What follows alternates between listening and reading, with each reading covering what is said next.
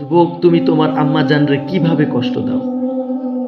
যে আম্মা জান তোমাকে 10 মাস 10 দিন গর্ভে রেখে একটা বেলাও ঠিক মতো খাইতে পারেনি,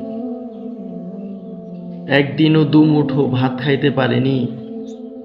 যে মা তোমাকে 10 দিন 10 মাস গর্ভে রেখে একদিন রাইতে ভালো মতো ঘুমাইতে পারেনি, যে মা তোমাকে নিয়ে প্রতিনিয়ত কষ্ট করে গিয়েছে গর্ভে রেখে, বমি করেছে, পেট ব্যথা হয়েছে, মাথা ব্যথা হয়েছে, কষ্ট করে চলাফেরা করেছে, আর সেই মাকে তুমি কিভাবে কষ্ট দাও যুবক? কিভাবে কষ্ট দাও? মাকে কষ্ট দিও না যুবক, মা তোমার জান্নাত। নবী সাল্লাল্লাহু আলাইহি ওয়াসাল্লাম বলেন, আল জান্নাতু তাহতা আকদামিল উম্মাহাতি, মায়ের পদতলে সন্তানের বেহেশত। সন্তান যদি মাকে